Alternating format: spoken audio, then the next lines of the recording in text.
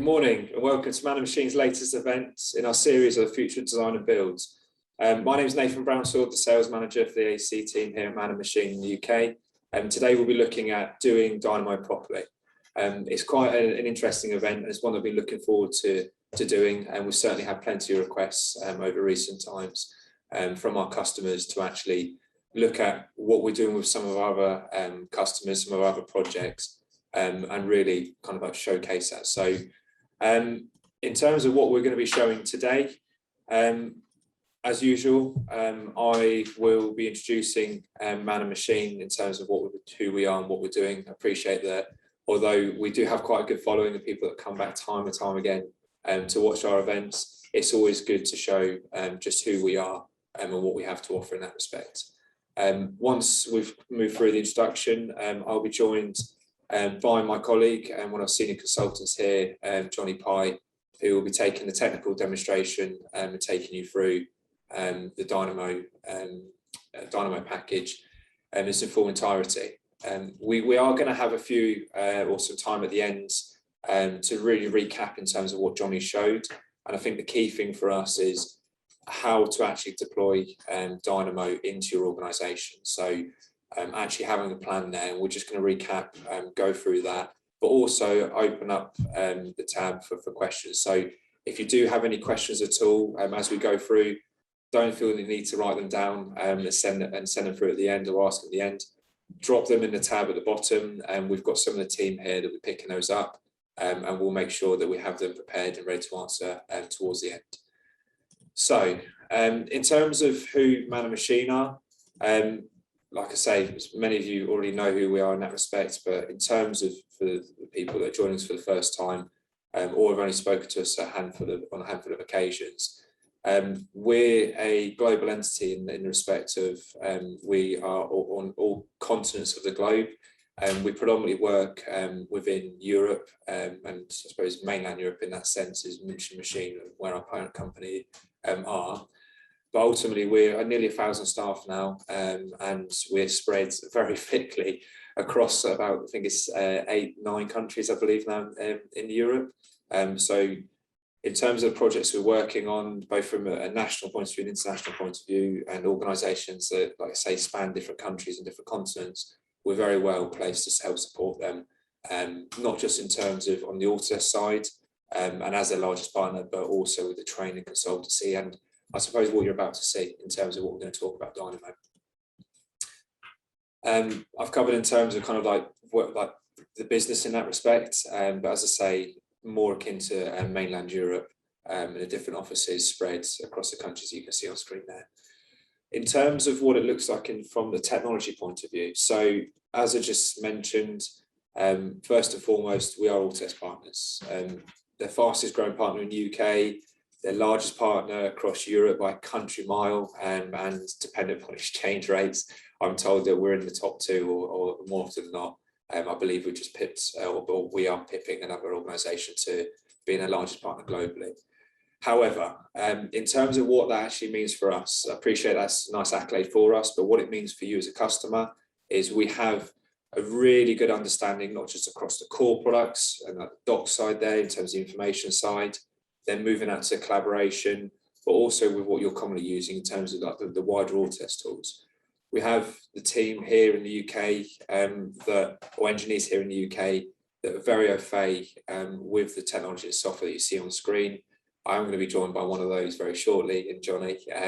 However, we are growing, and you probably start to see, if you are working with us, that you'll see new faces that are coming into the team, not just from a point of view in terms of my colleagues and who I work with day to day, but from our engineering team, from our technical team, from the training point of view.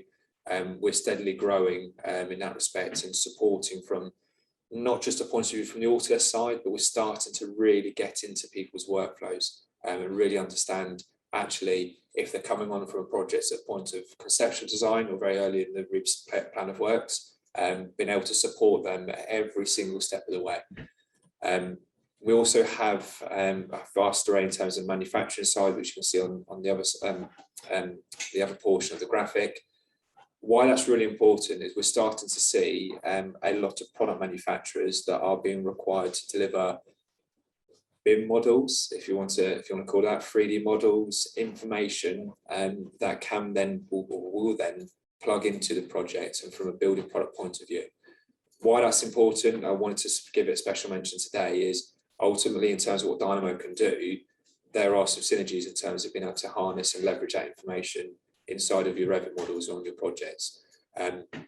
In terms of, I suppose, the wider point of view though, so I appreciate we've just spoken about the technology and the software and how those look to connect with one another. But as I say, we are much more than that. And the reason being is, if you look at what's going on in the industry at the moment, with the change in terms of the ISO standard and what the UK framework is starting to mention in terms of BIM being business as usual, we're starting to see that customers, especially over the last year, have come to us with different requirements on their projects, and being able to support them from a point of view of delivering either models that replicate a digital twin, being able to work in the cloud, looking at sustainability, and I suppose that impact is very prevalent at the moment if you look at the news in terms of what's going on, and whether it's positive or negative news, people are starting to get quite concerned in terms of the impact and the carbon that is emitted from our projects.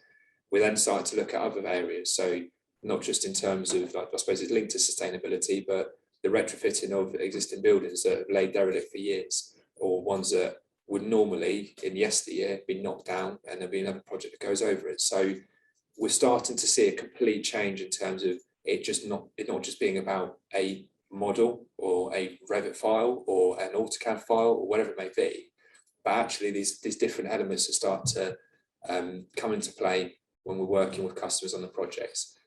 And kind of how I'm not going to go through in every single detail in terms of how we can support you, but as you'll see on screen, we are well placed to really support that change.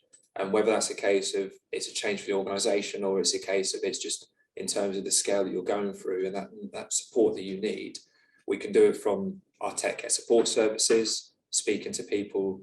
I'm going to plug him again, Johnny, and speaking to people that are on the tools, so to speak, and will work with you to deliver training and upskill your teams, and having them as a safety net, and people that industry experience, we're able to offer that. And in terms of what we actually do, that we've got quite a good support line there in terms of what we do for our customers. That means that more often than not, you'll get helped you'll get the help you require when you need it. When we start to look into other areas, so as you can imagine, in terms of everything that we show in terms of our events or the software that you've seen on screen, apart from some of the niche products, which I appreciate that sometimes they need a specialist in that respect, we're able to offer training around those. And that can be from a technology point of view, but that can also be from our BIM Ready services, which we've worked very, very hard on to align to the latest standards, to align to what's going on at the moment, and also make it relevant and palatable for you. So keeping you engaged and not making it too, I suppose, standard heavy in that respect. So you have to go away and ultimately you're feeling like that you're struggling even more than you were before you went on the training course. Other areas that we can help you with as well. So looking at software deployment, your asset management, which is a big thing at the moment in terms of managing all your portfolio of software, looking at interesting workflow automation, which we'll come on to very shortly.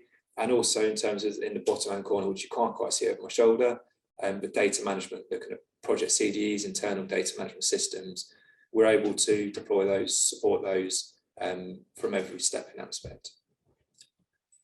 That's enough about man and machine. So we're here today to talk about Dynamo. And I appreciate that a lot of people that are joining the call have probably used Dynamo in one essence or one flavour or another before.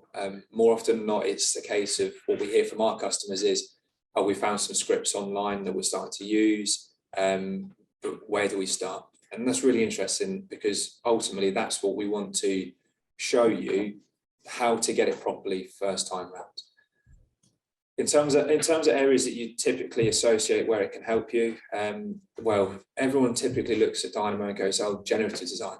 You've all seen the Autodesk videos. You've all been to probably Autodesk University or seen some of their material online, and looking at, I suppose they use an example of with one of their shows, Autodesk University, I believe it's 2018, 2019, where they looked at the kind of like the flow of people through there and where to best position stands, which is great. And ultimately there is, I suppose, a requirement there.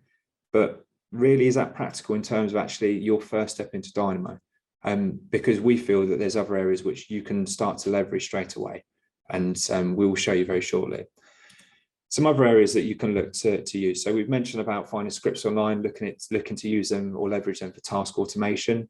This is more often the case of, or this is more often the area where we find it's more commonly used. But what we often find is that you'll download a script or use a script which is relevant for another company, and it doesn't quite work for you. So really, what are you trying to achieve? Is it a case of, oh, you like that one and you look to use it, when actually there's a much larger opportunity out there in terms of automating your workflow or areas of your workflow? Moving on to another couple of examples. So in terms of information management, being able to actually dynamically shift information between different programs, or actually moving it rather than, as Johnny would mention, pushing and pulling it between Excel spreadsheets, and it being very, very a manual task in that respect. And one of my favorite examples in terms of where Dynamo can be used is in terms of model checking. So I know there's specific programs out there in terms of we'll look at, we've been in the market for some time in terms of model checking, and really looking at if there's some problems, or if it's actually, I suppose, what you call like a hard clash or soft clash in that respect. But actually tailoring Dynamo to the checks that you're looking to make, be it building regulations or building regs, sorry, in terms of on your specific projects, or is it things that are commonly found in terms of, well, I suppose with a client in particular, there's a certain industry that they're working that requires a very, very specific check, and being able to actually do that in those programs is quite difficult. So writing a script or creating a script or I suppose a check in Dynamo, they can use it time and time again. They can push out to the team, they can have that safety net there, and they can feel comfortable in the knowledge that they know that's going to be picked up on their projects. Anyway, that is enough from me. I am going to hand over to Johnny, and like I say, if there's any questions throughout what he's going to show you in his talk, please make sure that you're dropping us a line in the box. We'll pick those up, and we'll make sure that we visit those at the end of the session to answer your questions. Thank you. Hello, everybody. I hope everybody's well. It's good to see the numbers on the webinar. Makes me nervous doing a Dynamo presentation live. But that's the aim of the game today. So just to take you through who I am, I'm not going to labor the point in terms of PowerPoint, but I will just talk a bit about Dynamo and kind of where it comes from. A bit about my background there. So I've had kind of various experience in the industry, but like Nathan says, doing a lot of consultancy at the moment with different companies.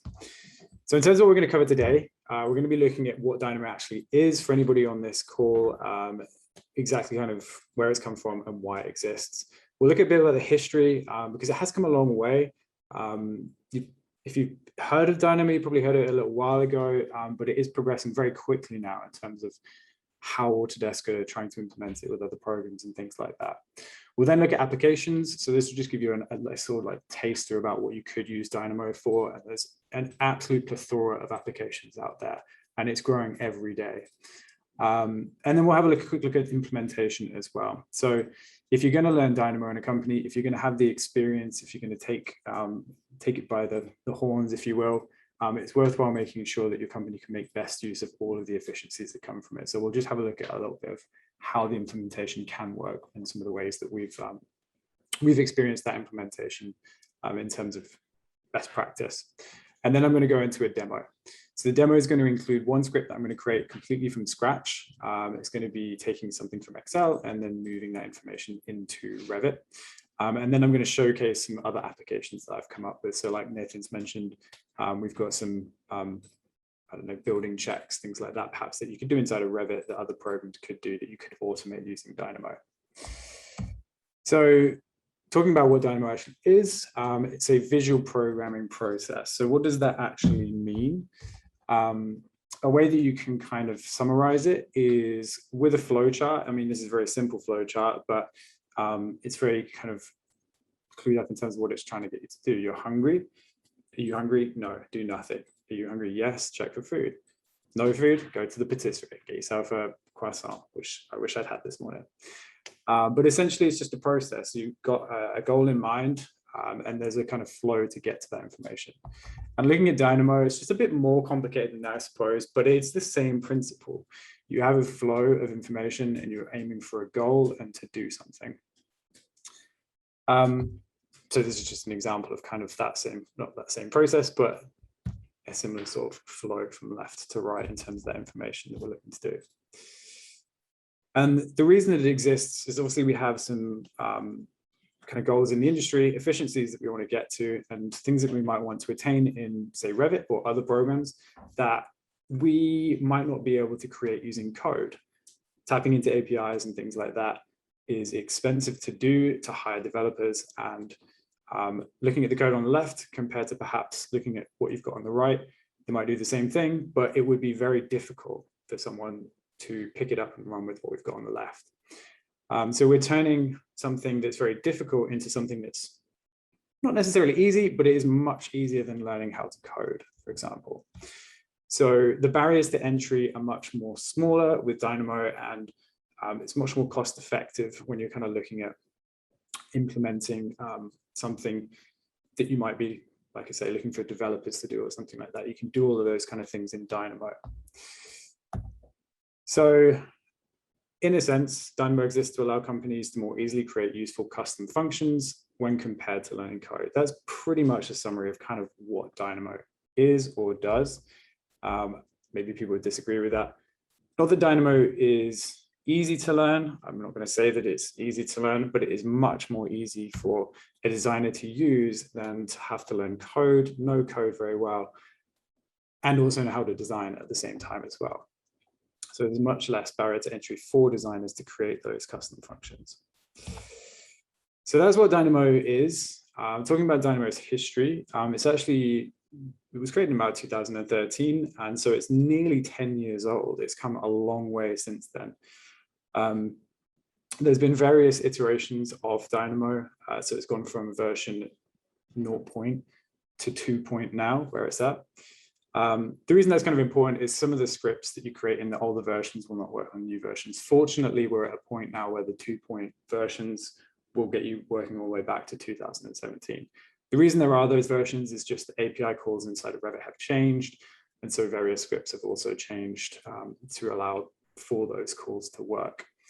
But scripts, or most scripts that you create nowadays, will work moving forward because Dynamo is actually installed with Revit. And a lot of those kind of changes are actually made a lot easier inside the scripts that you create now as well. So it's come a long, long way, and it's going to go a lot further as well. The reason to say it's going to go a lot further is because it's actually being implemented into much more than just Revit. It's a standalone program on itself, Dynamo, so you can use it in isolation. But it also works with all of these programs that we're looking at here, including, go the right way, Robot. And they're adding, or Autodesk are adding Dynamo to more and more software. So there's efficiencies to be had across the board, not just in Revit. And it's only going to go into more products as well. So it's going to make, if you're using other softwares, potentially much more easy in terms of those efficiency gains, moving information around, interoperability, even programs that are non-proprietary to Autodesk. There's going to be ways of making sure that you can get models and geometry across the board, information across the board. It really kind of connects workflows between programs. So some other applications we're looking at here, Excel to Revit, like Nathan mentioned. This is actually going to be the demo that I do. I'm going to be pushing some information from Excel into Revit to create some sheets inside of Revit, essentially. But there's a lot you can do with this. There's a lot of programs and add-ins that you can get to move information from Excel to Revit, etc. But with Dynamo, you can really tailor the format of your sheets. You can kind of make sure that the way the information is laid out can take information from your current formats of Excel. So it's just more customizable. You've got a lot more control in terms of the way that you want to move information with Dynamo if you wanted to use it.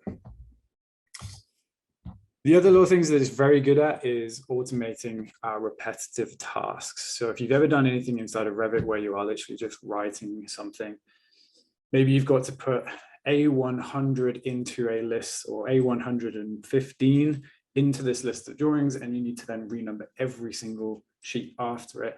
to bump it up. That's exactly the kind of thing where Dynamo can help you. You could add that sheet in and just renumber every single one after it automatically if you write the script to do so. Or anywhere else inside of Revit where you've just done something that's super repetitive. Someone who's being paid to design shouldn't have to be being paid to also just essentially data entry, if you like. So that's the kind of thing Dynamo can help with. Parameter control, I guess this is kind of a similar situation, but perhaps maybe you need to move information around Revit. Maybe you need to take things from somewhere, put them into a particular parameter. Maybe there's reasons why you need to do that inside of Revit, to use filters or things like that, or perhaps the way they do a template works. Dynamo is very good at getting information from anywhere, even parameters that perhaps aren't schedulable, and then putting them into a parameter that might be schedulable, or perhaps just one that you need to have the information in for the way that your project's going to work. So for example, Kobe, you could fill the Kobe parameters in by moving the information around to fill the Kobe data, as an example of some of the work perhaps we've done before. Other examples, condition-based modeling. So a good example we've got here is perhaps where ducts are running through walls. Maybe you need to have a penetration hole in a wall. Maybe you need to have a damper in that situation. What you can get Dynamo to do is just look at where there's an intersection with all the walls and put something there, whether that's a hole or whether that's a damper or whether that's like we've got a hanger there, perhaps. That's the kind of thing that Dynamo could do. It's logic-based modeling, essentially. It's something that you're going to have to go around the model and you'd be looking at it going, well, this needs to be on there because it's going through a wall. Dynamo can just do that because there's a logic to what you're trying to achieve. And then like Nathan's mentioned as well, and this is fairly, I'm going to say fairly new on the cards. It's probably been around for the last 2 or 3 years, generative design. So you might have seen some very fancy videos from Autodesk around generative design. The back end of the generative design system is Dynamo. You're putting in the variables inside of Dynamo to get the generative design that you're looking to do, whether that's optimization, maximization, those kind of things. It's all coming from Dynamo in the background. And generative design inside of Revit now ships with it. And so again, this is really something that Autodesk is spending a lot of time developing. And there's been a lot of improvements in the way that this generative design system works as well.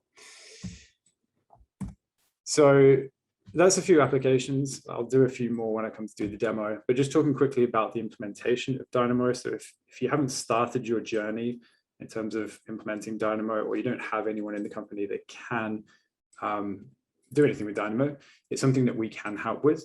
But in terms of the beginnings and actually figuring out whether Dynamo is the right thing for you, the best thing to do is just look at where you've got bottlenecks inside of Revit. Look at where you have efficiency losses, people spending too much time doing something.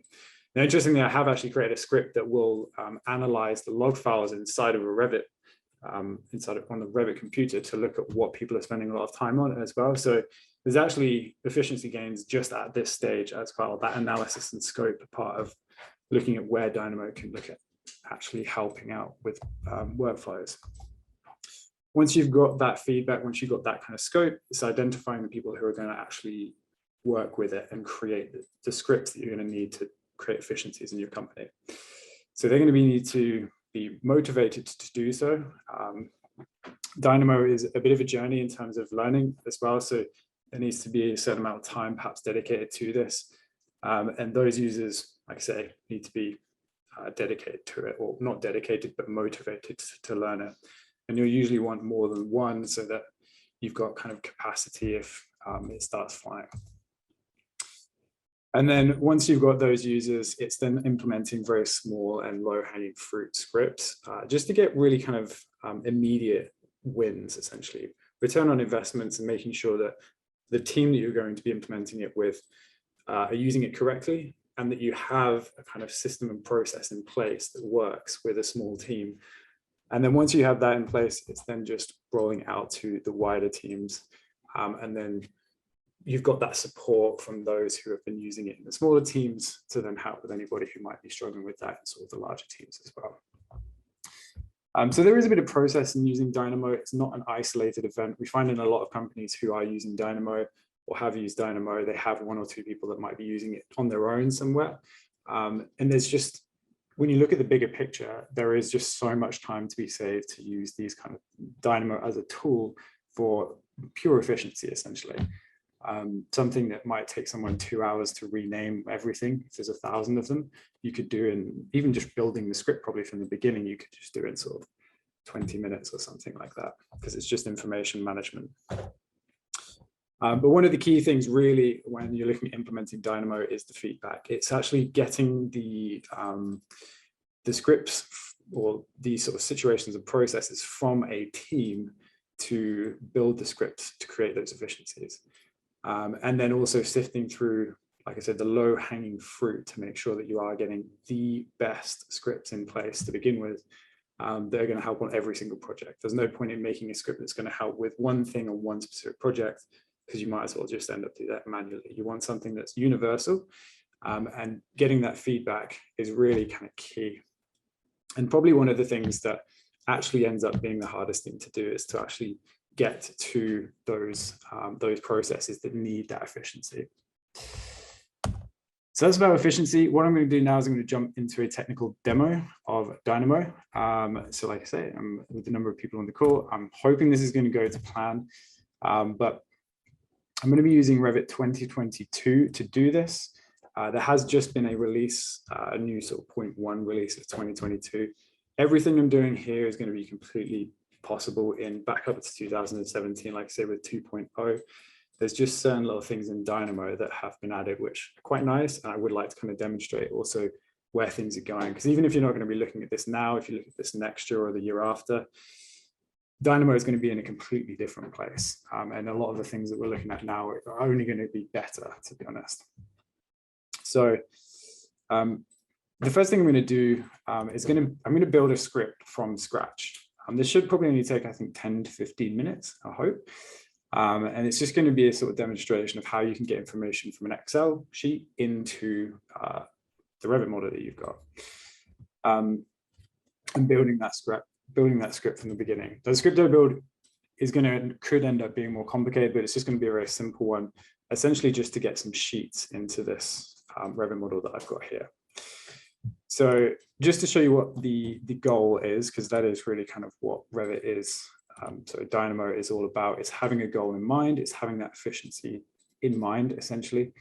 So I've got a spreadsheet here, and you might have one of these if you're on a project. You'll probably have a spreadsheet perhaps with drawing numbers in it, and you'll have the names for the drawings and then perhaps the sheet size as well. I'm not actually going to build the sheet size, the ability to add the sheet size into this, but it would be a fairly easy process. I would just add probably a bit longer than we've got really to do that kind of thing.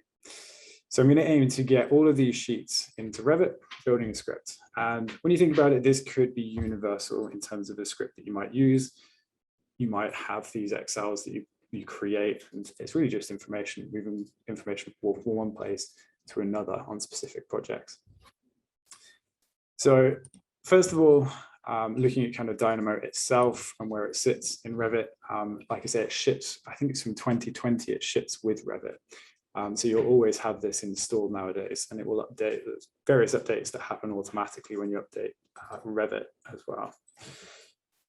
So I will go into Dynamo Player that runs just next door, and that's going to be a big part of perhaps implementation. I'll do that when I get to the demonstration scripts. So looking at Dynamo itself, it looks very different to Revit, which I think can be a bit of a barrier to entry in terms of people actually using it. But it's definitely nothing to be afraid of. So when I'm building this script, I'm not going to go too much into detail in terms of kind of how I'm doing things or into the process, because we could be here for quite a while. But what I am going to do is I'm going to start with the goal in mind, which is to create the sheets. So essentially what I'm looking to do, or when I'm building scripts, I need to use what are called nodes. And this is going to be kind of like a live affair. So what I'm looking to do is to create sheets. And there's different ways of searching for your nodes when you're inside of Dynamo, and there's going to be various well, there are various packages that you can download, and packages are essentially extra nodes. They're almost like kind of third-party apps, if you like, to create or to do things that perhaps out of the box Dynamo can't actually do. So what I'm going to look to do here is just to create a sheet. And what I want to do here is look for, I need to just open up the script that I created to do this. One of the things I'm going to need to do here is I'm actually going to need to get the data from Excel at this point. So I'm going to do that first. So I'm going to use this import Excel option that I have here. And all I need to do with this is, if I just look at this node, is essentially just link up. So it's a bit like dominoes. If you ever played dominoes, you've got to put 5 with a 5, a 4 with a 4.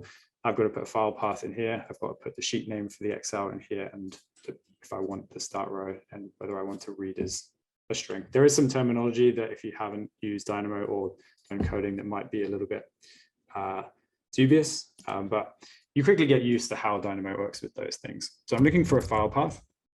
So I can just type in file path when I'm looking for a node.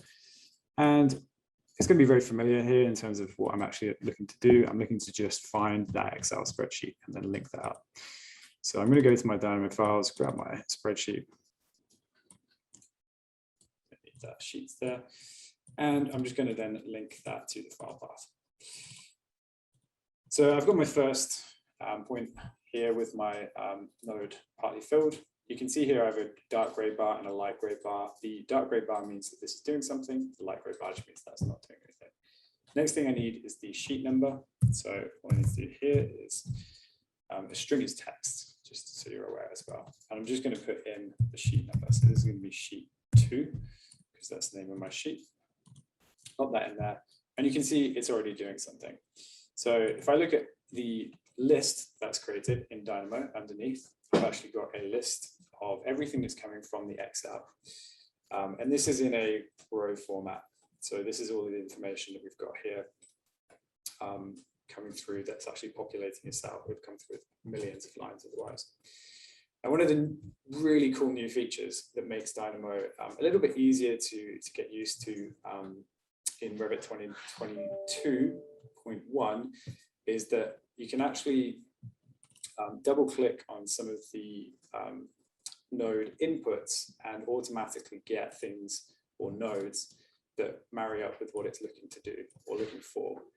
So for example, this read a string, I do want it to do that. So I'm using a Boolean node to say true. I do want these to be strings. So these are all essentially, if there was things in the Excel sheet that was being turned into integers or dates or things like that, it would just turn them all into text, which is a bit more useful when we're looking at things that we might need to do inside of Revit. Now, there's a few things I'm going to need to do here that might go in terms of terminology a little bit over people's heads, but because these are in rows, I'm going to, if you've ever used Excel, you'll kind of know what this does. I'm going to need to transpose the data so that I've got it in columns. So you can see here now that I've got all of these lists in here from my spreadsheet. Instead of them being in rows, I've got here are my sheet numbers. I've got them all in columns. So essentially what I'm doing here is controlling lists. The next thing I'm going to do is I need to get the information at a certain point. So I'm looking to get all of these at an index, and the index is, again, just the numbers. I won't go into too much detail exactly what these are, but they're just the numbers of where the information lies. So we have what are called lists, and I just need to get at a certain index what part of the list I actually want. So I can see here that my drawing numbers are in my list 9. So if I connect up my get list at 9, I'm going to get just my drawing numbers. And we'll tidy up the information that we've got in there in a second. And then the names were in the column after it, so I can just then go for a number 10 for the index afterwards, and then that will give me my names, so 4th, 3rd, 4th, etc. The rest of the script is essentially going to be sort of tidying up the list that we've got. So we've got a lot of things in there that we don't need, things like nulls and stuff like that. And so what I can do here is I can just use a node to clean these up. I'm just going to pop these into this list here. I choose my Boolean to go for a false in these so that I don't keep these lists preserved. And that's giving me a nice tidy list, you can see here, of the various numbers that I've got. So I'm going to have to just quickly change the Excel because there seems to be one of the things that does crop up is that if you have got various codes in there, so things like concatenations or indexes in there, then it will just be a bit funny about those. So just save that out and close that down. And if I just undo this file path and plug that back in, I'll just get rid of that. No, that's fine. Okay. So what I'm aiming to do here is just have these lists essentially marry up. Now, at the moment, they actually don't do that, and that is just the formatting of the Excel sheet. So what I'm going to just do, just to make this work properly, is I'm just going to just delete these extra lines that I have in here. It's just the formatting of my Excel spreadsheet that's just causing the issue there. Actually, I think if I go for sheet 1 instead of sheet 2, that should sheet number in there. There we go, 21 in one, 21 in the other. That's what I'm looking for. And so now I have all the names, I have all of the numbers. I need to get rid of the first item in these lists, so I need to just drop the first item. So there's various different terminology, like I say, to get these to work. I can just grab these, pop these in here, and I just want to drop one item. So I can grab a 1 and just pop these into my commands here. And then that should give me my full drawing list. So in terms of my goal now, I just need one more node, which is going to allow me then to create a sheet, create a title block. So I can probably just go for title block. So I'm going to use a node that allows me to use the name and the number. So I'm going to plug my which one is this, sheet number into my sheet number, my sheet name into my sheet name, and then I need my family type. Just grab whichever title block I'm going to be using, A0 at this point. And what I'm going to do just quickly at this point as well is I'm just going to save this just before I hit go. I'm also going to change this script so it runs manually rather on its own quickly, just because if you run things, what it's doing is constantly updating. But what should happen when I hit run is that it will take the information from the Excel and put it all into that Revit model. So there we go. Essentially what I've done there is I've taken the Excel lists that I've got the one node here that takes the information, sheet name, sheet number, and then the title block, and it's created all of those sheets inside of Revit just for me. Now, with this script, we could make this a lot more complicated. There's actually nodes that will allow you to put views on sheets. So we could have those sheets, say, automatically populated by a set of views that we've already created. We could even get this to create views automatically and put those on the sheets as well. So there's a lot more automation that we could put in here. This really is just a kind of really quick script, and it's not very tidy. Let me just tidy this up a little bit. There's certain ways to make sure that your scripts are nice and tidy and organized correctly as well.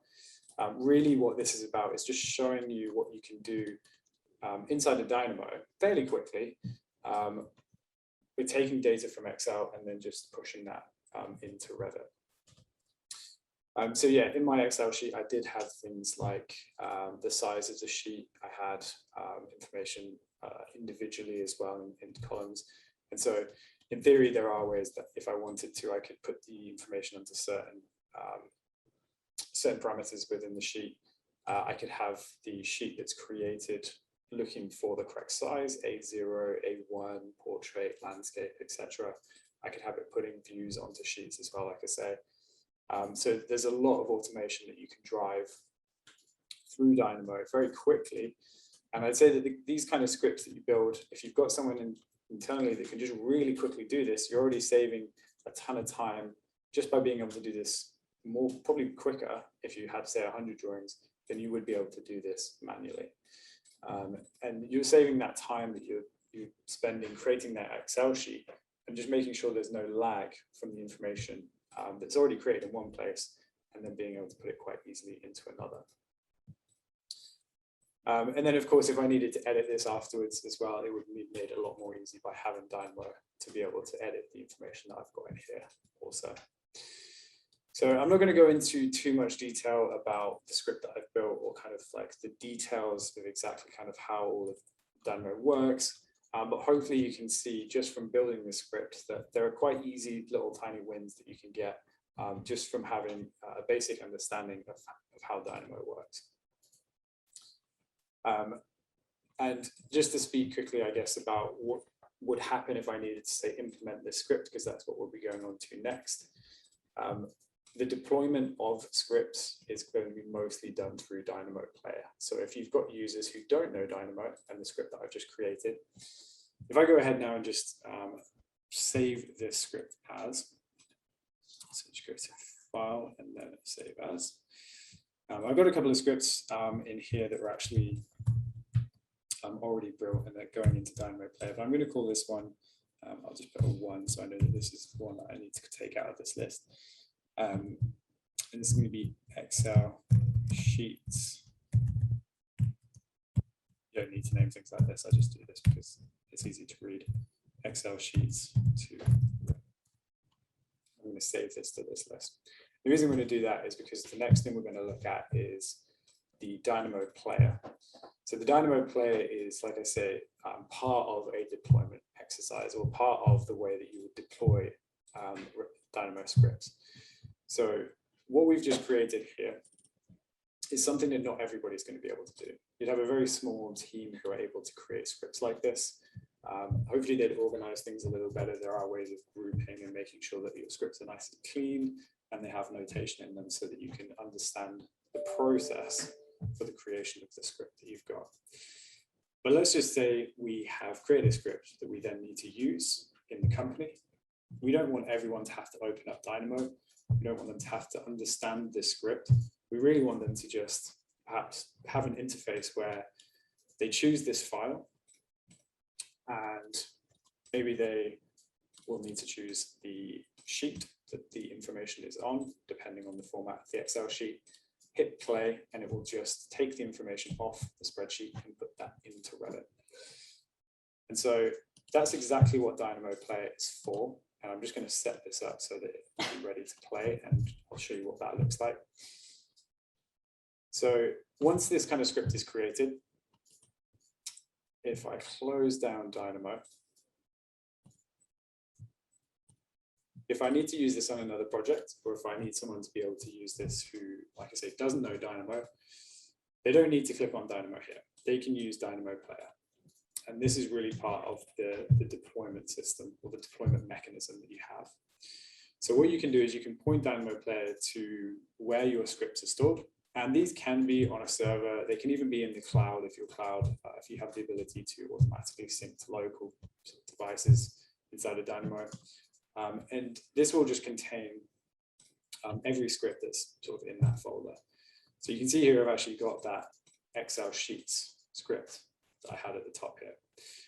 Now, if I go into Revit, I'm just going to undo this. I'm going to pretend that maybe I'm someone who actually needs to run that script, but I don't know Dynamo. I have Dynamo Player, and I have these buttons, which are essentially, I suppose, buttons kind of in Revit, if you like. What I can do is, if I click on the options to kind of edit things that I've got here, I can run through to the file path of the Excel sheet. I can put the sheet string in here, which are all filled in because I've filled them in inside the script. I could then hit play, and it should do exactly the same thing. So you can see here that all of those have just been put in here. And I haven't even needed to look at the script. I just needed to understand Dynamo Player in a little bit of detail in terms of how I actually put inputs in there. But it really gives me a really easy way to make sure that my scripts can be used by anybody. So a lot of the work that goes into the scripts before you start running things in Dynamo Player with teams is about robustness and the mechanisms to be able to essentially make sure that the scripts have a feedback path. So when you give your scripts to a team, they will likely run them and find situations where this does not work. And this is where you have the Dynamo initial team who are very experienced, who can then update the script and evolve the script so that it takes on different situations, or essentially explains why perhaps the script didn't work, or editing the Excel sheet format so that it will work. So this goes back to my steps that I talked about in the PowerPoint in terms of the deployment system and mechanisms that you want in place. You want the users to have the ability to be able to feed back to that team very quickly. Because efficiencies like this on projects, if you are, say, entering these manually, could be vast. They could, just this script alone could save you a long, long time if you haven't maybe got an add-in to do something similar, or you have just been inputting this manually, or copying and pasting from Excel, which I have seen quite a lot of. So we've done a lot of work with companies with small scripts like this, really low hanging fruit, to get teams going very quickly, and then looking at perhaps more complicated scripts, which we're going to be looking at in a second. So we've looked at Dynamo Player, we've looked at Dynamo. What I'm going to do now is I'm going to start demonstrating some of the scripts that I've got and just talking about some of the applications in the wider picture, if you like. Because Dynamo itself actually has the ability to be able to lock into a lot of different options. So scripts that I'm not going to show, but I will just talk about applications. If you use something called Slack, you may have heard of Slack. There is actually integrations with Dynamo and Slack. You can have information being pulled from Slack, pushed into Revit. There's a whole mechanism to tap into the APIs into Slack. And that's just an example really of kind of the power of Dynamo. There is not just the ability to be able to work inside of Revit, but also to actually bring together a lot of platforms that people are starting to use to communicate with each other, so that you've got the ability to be able to link up information that's being created elsewhere and have that inside of Revit. I've done a lot of work recently with point clouds. So the automation of creation of levels, there's actually a YouTube video up if you wanted to see that, of being able to automatically look at where the floors are in a point cloud and create levels at those points in the point cloud. And that will actually end up being more accurate really than any human could make it, because it's looking for the average in the points. So one of the things that using Dynamo does as well, if you are doing things manually and you start automating them, you can end up being a lot more accurate, and you can really get rid of human error as well. That's a really big part of what Dynamo can do, as well as a lot of really cool stuff as well. So like I say, what I'm going to do now is I'm going to run through some of these other scripts and just show you some of the power of some what there is else in Dynamo. So I'm going to need to head to somewhere slightly different inside of Revit here. To my O1 entry level. Actually, I'll do this in 3D. So if I head to my 3D view here, I will orientate to one of my floor plans. So perhaps there's some Revit techniques here that people haven't seen before. So in this model, I've got this person here. I don't know whether that's a coincidence. I can't remember if I put it there or not. And what I might want to do, I'm actually just going to run this from the script. What I might want to do is, potentially if I'm on a project, maybe a hospital, or maybe I'm working on a security, something that's got a lot of security cameras, and I need to make sure that those things have line of sight. One of the things that Dynamo has in its ability to do is to create what are called arrays or arrays. And so the way I built this script, there's a lot more capability that could be built into this. I mean, this is actually a fairly short script in itself. But if I just demonstrate exactly how it works, so I need to just select the model that I'm going to be working with, and then I just run it. So what it does is it takes a point, and in this case, this actually just happens to be a person and the person's eye line, and then it fires off rays in every direction so that you can see where that person can actually see. So the way the script could work is you could turn these into lines so that you've got a drawing that actually physically shows kind of what people can see and what people can't see. The way I built this would also allow you to actually add more lines in here if you wanted to. And if I set this, I mean, if you need it to be even more, say, fluid in terms of the way this works, is if I set my script to automatic, I can actually select this person, move them around, and my script's going to update with it. So I can actually just grab this person, move them maybe to this hall, and I'll see exactly what they can see around that corner. So like I said, this could be used for, say, CCTV. We're looking at maybe line of sight for hospitals, etc. Could be kind of concept stage.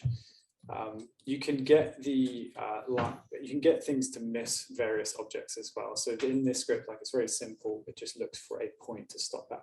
Obviously, these windows here are going to be, you'll be able to see through them, and you could, in theory, get Dynamo to ignore certain situations, or even color code lines so that you can see exactly which points are hitting, say, windows. So if you're looking for, say, a desk, you're doing some lines aside for desks. You could be, say, color coding lines that hit windows. You could then also analyze the amount of lines that are hitting windows, so you have a proportion of what people have in terms of visibility to a window.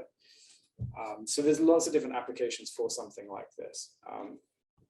And it's a fairly easy script to build, and it's a very easy script to implement in terms of the way that it works. And you can see how fluid Dynamo can actually be as well. You can have things updating automatically.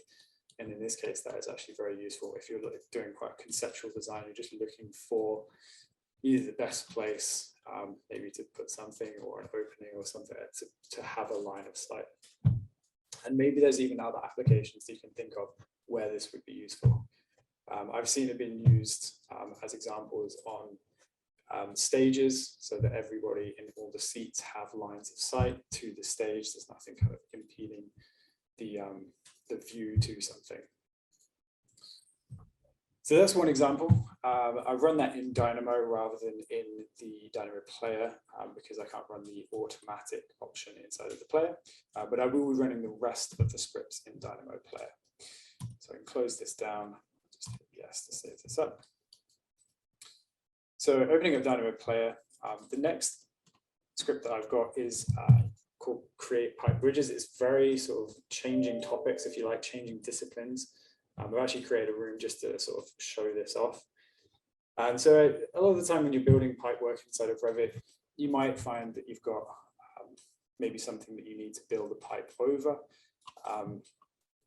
And in doing that, I mean, it doesn't take a massive amount of time in isolation, but once you've got a lot of these things, it can take quite a lot of time. So what this allows you to do is essentially choose what it is that you want to build, or what the bridge needs to be. So in this case, the pipe perhaps.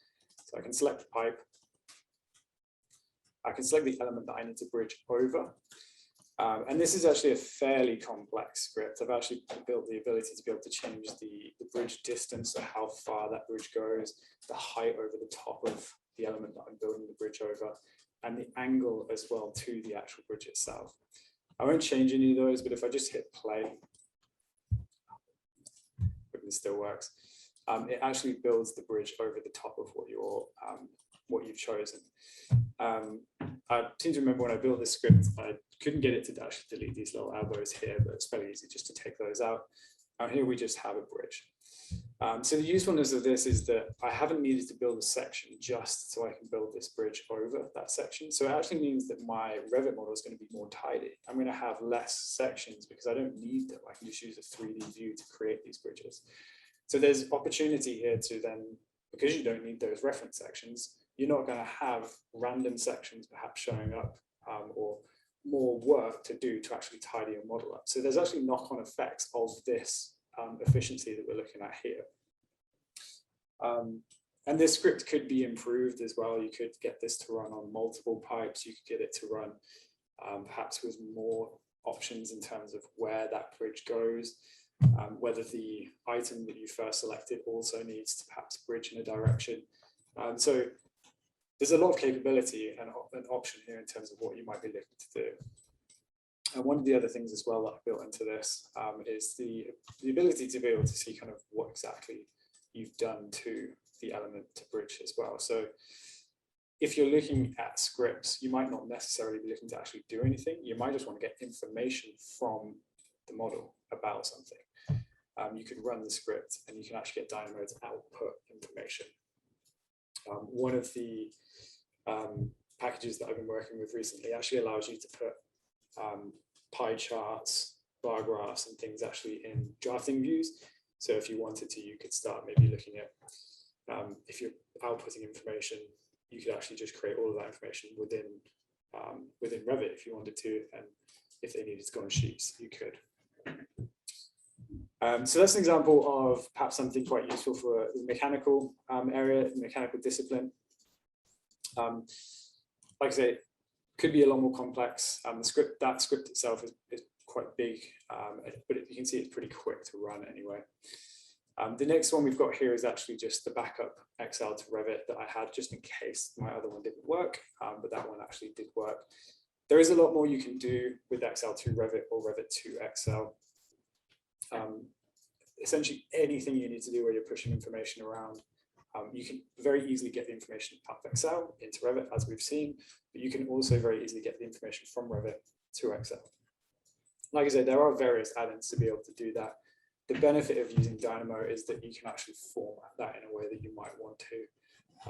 You can get it to output to wherever you need to. You could get it to do things on the way to the Excel spreadsheet as well. So if there's various calculations or things that you might need to do with the data before it gets to the Excel spreadsheet that's very specific to your company, then they're the kind of things where Dynamo are going to lend itself over the add-ins that perhaps you can get. So the next thing we're going to look at is grid dimensioning. So this one is a fairly sort of simple one to use. I mean, when you're inside of Revit, this I suppose might not save that much time if you're on a small project. If you're on a bigger project, perhaps it would. But the application is universal. You have to dimension things that can take quite a long time to do. And so perhaps having a Dynamo script to dimension things that are specific to perhaps what you're always dimensioning up, or in a certain way that you're always dimensioning things up, could be useful. So in here, I'm in O2 floor. The way that I've built this is actually means that you have to pick the view that you want to dimension up. You could get this to just work on the active view if you needed to as well. So if I hit play, what it will have done there is it's created these dimensions. Hopefully you saw that. It wasn't just already there and I just pulled the wool. But if I grab these dimensions, move these across, you can see here it's created the dimensions for all of the grids in the project. And so this is fairly universal. You will normally have to, I guess, create the dimensions in the project. You could get this to create dimensions in all of the selected views if you wanted to. Like I say, the way I built this, it's kind of very basically you have to choose the view. There's a lot of different options that you can make this do much more complex dimensioning, and like I say, really kind of saving time wherever you're spending a lot of time dimensioning something that you're having to click on each one by one, you might miss one, you have to go back, etc. Again, that human error factor comes into it. You will not miss anything with this. It will pick up on every single grid. So if there is things like that in your project, perhaps things where you're dimensioning things that are very small or something, then you could use scripts like this to kind of get over human error, speed things up, etc. So moving on down, I am currently working on the next script. It's not something that I actually have built, but I can explain what it hopefully will do. It's going to essentially look at maybe naming the sheets, the correct name in line with ISO 19650. The way it's looking to do that is it will look at the view on the sheet. Is it a plan view? If so, what floor is it on? That will then go into the name. It'll then number it based on the system, perhaps that level is on as well, whatever your numbering system is. And then essentially just name everything for you. It's taking a little bit of time because it just needs to be quite big. There's a lot of different variables in that one. It's not typically a standard way of perhaps naming your sheets, but definitely in terms of perhaps if you are looking at going down a numbering route, even if it's not to ISO 19650, you could look at automation of naming sheets, or at least checking the names of sheets. So running through all the sheets that you've got checking what's on those sheets and making sure that the name someone's actually given them is correct. And if it's not, it will just flag it up in like the data inside of the Dynamo player. So that could be, in respect to the way I'm building it, it's actually naming the sheets, but it could also be a checker. It could also be looking at the model and saying, well, I'm looking to make sure that these actually are correct. The plans on them, the views on them, the sections on them, they're all right. So the next thing I'm going to demonstrate is the room visualization tool. So this one's actually something that's come up recently with a customer that we've been working with.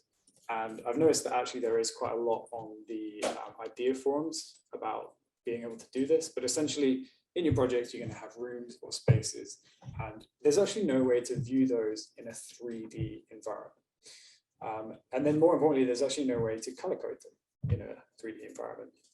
So what this script does is it looks for rooms on a particular level.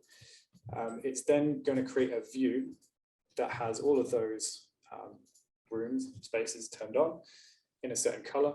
And it actually also creates a legend for them as well in a drafting view.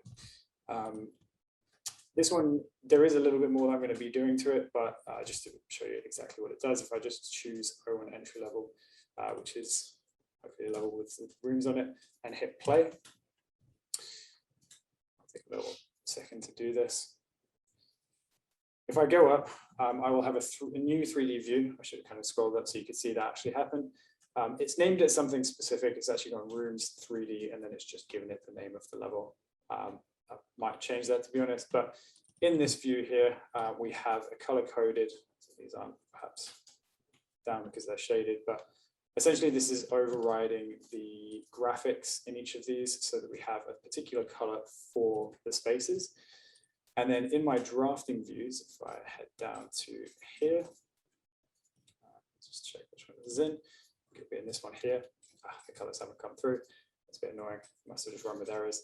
What this should also do is create the color code and just the legend for those rooms as well, so that you have essentially, like I say, kind of 3D rooms and spaces and volumes, perhaps early stage in a project, to be able to view those with. These are all masses. So it's actually turned the rooms into a separate family to be able to do this. This hasn't just made rooms visible, but it's an example of a limitation inside of Revit that you can get around using Dynamo. So moving on to nearing sort of the last two scripts that I have to demonstrate. So we've looked so far at lots of different ways, perhaps if you're looking at the CCTV, ways of looking at building codes, or maybe kind of conceptual designs that you're doing that you need a bit more information to understand to be able to design properly. Time savings, so creating pipes and bridges, Excel to Revit, grid dimensioning. Again, checking, so the ISO 19650 could be a really good way of making sure things are named correctly, and saving on those, saving on the man hours, and also making sure that there is no human error. And the room visualization, like I say, it's almost a capability that's not, but it's not a capability inside of Revit out of the box, and it's something that Dynamo can plug that gap with, which you'll actually find a lot of the time is something that Dynamo does. So the next two scripts, we've got the ability to be able to search categories. So this might be something quite useful if you're looking at information management. So maybe on the project that you've got, you are putting in a lot of information and you need to be able to just find something very quickly. Did I put this information in there? Is it not in there? And I then want to be able to visualize that in 3D just to make sure that where they are is what I expected. And there's a million ways to do this.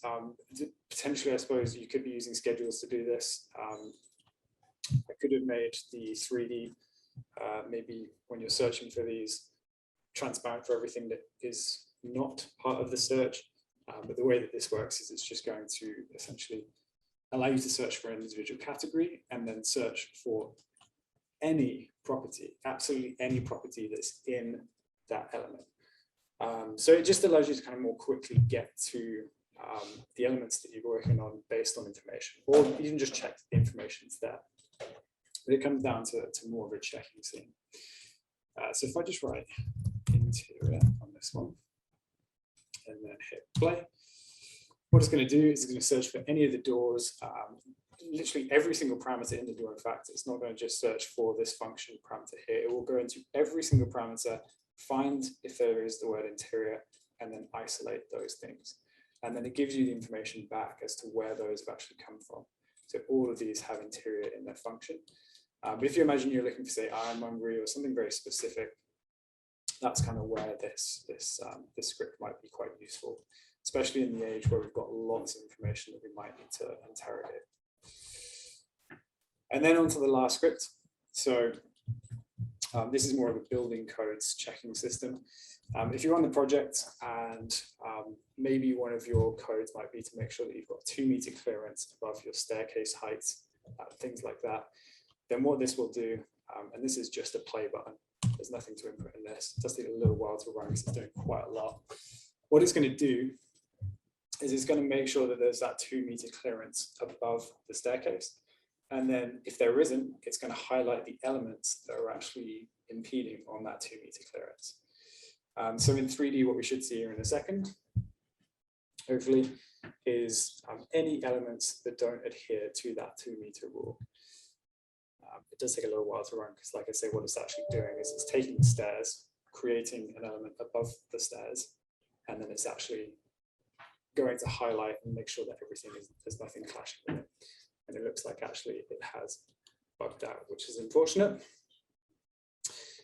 So I'll probably have to curtail that that particular script, but like I say, it's a little bit more complicated than the other ones. It's doing quite a lot in terms of the elements that it's checking. So it's not necessarily a complicated script, but it is taking a lot of information to check. And this model does have a few staircases as well.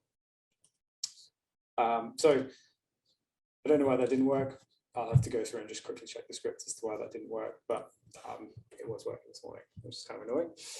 So that's a little information about Dynamo, the way you might deploy Dynamo, and some of the scripts and sort of applications that you could use Dynamo for. There is a bit of a journey with Dynamo, and really, if you're looking to go on that journey, you want to make the best use of the people who are motivated to do it, and also, like I said, on that feedback that you're getting from the team. So what I'm going to do now is I'm going to finish up. I'm going to hand back to Nathan, who's going to top off the webinar. It's just going to explain a little bit more about our services in terms of what we can do with deployments, things like that. So thanks very much, everyone. I hope you have a wonderful day. I hope it's been useful to see some of this stuff, and hopefully we'll be speaking soon. All right, bye.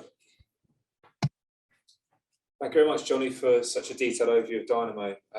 It's interesting to see, because I think that's the first thing that a lot of my customers tend to say is, in terms of going to like kind of like creating scripts and whatnot, what is it going to look like for the rest of the team? And ultimately, we don't want to confuse them. We want to give them something that's quite simple to use in terms of whether it's existing checking processes or automating tasks, something that will be really, really simple for them to use. So it was really insightful in terms of actually having a look at that. And I'm sure for everyone joining the call, hopefully that does help by all means. So I think lastly, just to kind of, well, there's two sides really in that respect.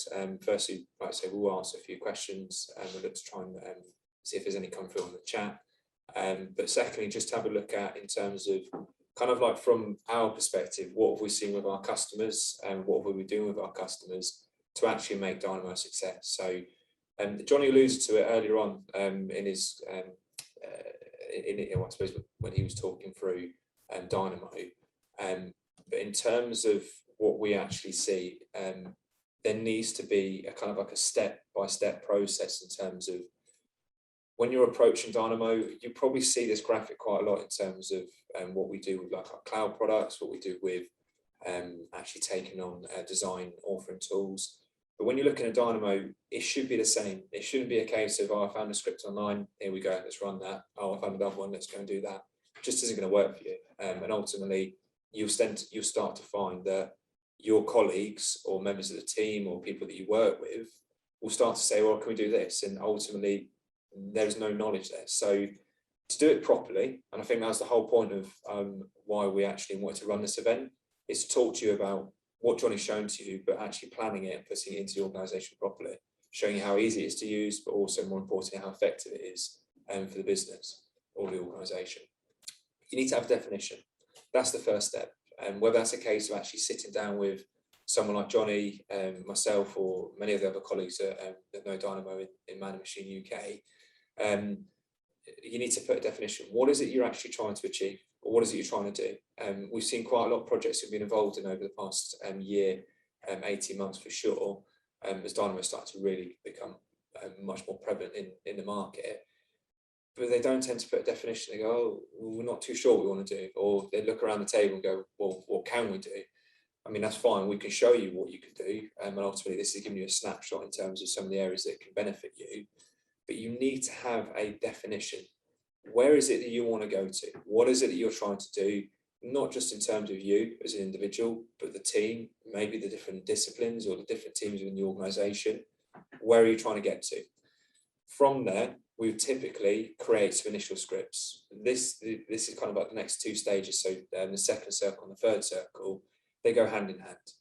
Create some initial scripts to then train you on, to then actually get your understanding, so you have something tangible to take away from those from that training. And ultimately, then you can start to see the value and potentially even show the rest of the business or the organisation the value that it's starting to provide. The training doesn't stop there. It's only as good as kind of like the people you have in the organisation, and that's why it's important. Like other areas that we talk about, such as building adoption programs, have a super user group, have a core nucleus of people within the team. Whether that's a case of it's more fitting given the size of the organisation, it might be a handful or a couple, or it might be, say, different people from the different offices or wherever it may be, that can come together quite regularly and can discuss and talk about what they're using, what's not working, and kind of keep updating it. I know it's quite hard to find time, well, the best times in that respect, but doing that will ensure the long-lasting success of any Dynamo deployment you try and make in the business. From there, there's clearly going to be some continued development. And again, whether that's a case of you have I suppose what you call a champion in your user group that will be able to train and continue moving on the ideas that the super user group are starting to put to them, or if it's a case of we actually do what we call running start training, and we can actually then see where you are, and because we're going on this journey with you, ultimately we can help you as much or as little as you want. But if you are deciding to go on this journey with us, or go with you, then we can help you with, say, like workshops where we say, right, okay, this is what you're trying to do, and ultimately get you to that last point, that objective. Where is it you want to be? Like, ultimately, when we started out on this, have we got there? Rather than looking back on it and going, we haven't done what we wanted to do. We don't really feel that it's really had that much effect as we anticipated.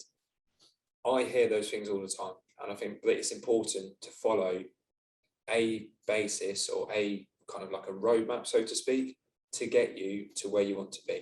And hopefully you've seen some things in this session that you can take away and start to explore a bit more in your organisation. If you feel that you want extra help, or you want to talk about it with the team, and away from just a chat icon at the bottom of the screen, feel free to get in touch. Okay, and we're more than happy to set up a remote meeting, come and see you, and actually be involved in. The earlier you get us involved in these conversations, the better, because as I've just mentioned a couple of times, and I know Johnny will probably be laughing beside me when I say it, but pulling scripts off the internet and spending time trawling through Google just isn't going to help you.